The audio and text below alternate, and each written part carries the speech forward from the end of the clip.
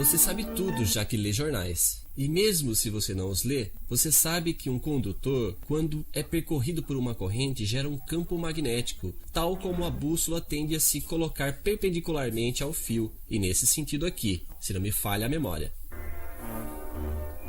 Para saber isso com exatidão, vamos pedir ao Sr. Ampère que se deite sobre o fio de forma que a corrente lhe passe pelo pé.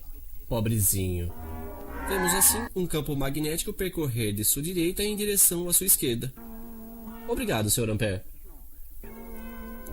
Mas, já que uma corrente gera um campo magnético, nossos senhores diziam que, reciprocamente, podíamos esperar que um campo magnético convenientemente disposto ao redor de um fio gerasse uma corrente. Mas, bem, isso não funciona. Ou melhor, sim, isso funcionou, mas somente quando aproximávamos ou afastávamos o campo magnético do fio. Então, antes de continuar, é preciso que tudo isso esteja bem claro. Uma corrente cria um campo magnético, mas um campo magnético não cria corrente, exceto quando ele começa a variar. Dizemos então que há uma corrente induzida. Para dizer a verdade, o campo magnético criado por uma só corrente não tem um valor extravagante. Mas fazemos passar a mesma corrente várias vezes seguidas no mesmo sentido e temos uma bobina. Essa bobina, quando percorrida por uma corrente, vai criar um campo magnético. Uma variação de campo magnético nos arredores dessa bobina vai criar uma corrente induzida. Agora, se você quiser, nós iremos inserir a bobina em nosso circuito elementar. Assim que fechamos o circuito, a corrente atravessa a bobina. Um campo magnético aparece. Ele passa de nada a não sei quanto. Portanto, variação. Ora, quem diz variação de campo, diz corrente induzida. Então você vai dizer, essa variação de campo deveria, então, em toda a sua lógica, induzir uma corrente dentro dessa mesma bobina. Bem, sim. No momento do fechamento, aparece uma corrente induzida no sentido inverso à primeira. Corrente que vai desaparecer assim que o campo estiver acabando de variar. O que quer dizer, na prática, que no fechamento a corrente principal levará um certo tempo para atingir o seu valor máximo.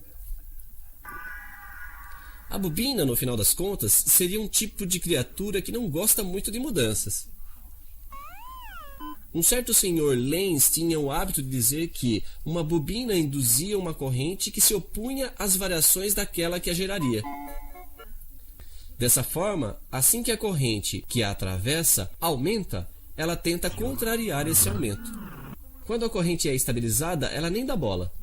Mas, se de repente ela começa a diminuir, ela se opõe a essa diminuição, induzindo uma corrente no mesmo sentido, como que para substituir a corrente principal inadimplente. A corrente induzida por uma bobina depende do que chamamos de sua indutância. Anote, L, indutância expressa em Henry, do nome Sr. Henry, que era americano. A indutância da bobina depende principalmente, e você terá dúvidas, do número de espiras, mas de várias outras coisas também, como o seu comprimento e o tipo de núcleo sobre o qual ela é enrolada. Assim, quando fechamos um circuito munido de uma bobina, a intensidade leva um certo tempo para atingir o seu valor máximo. E se nós a fizéssemos desenhar uma curva, ela teria essa aparência aqui.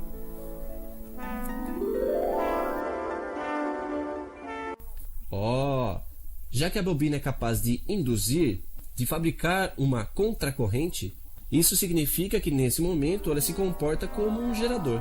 E, efetivamente, nós mediríamos em seus terminais uma tensão U.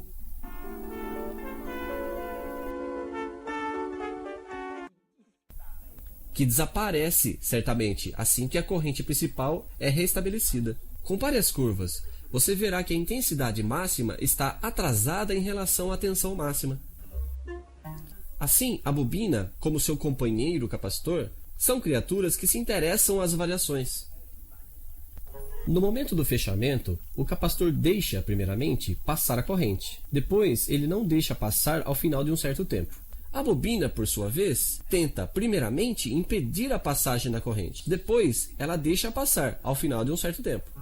Não nos resta mais nada além de ver o que se passa com uma fonte alternada quando nossos dois companheiros se encontram no mesmo circuito.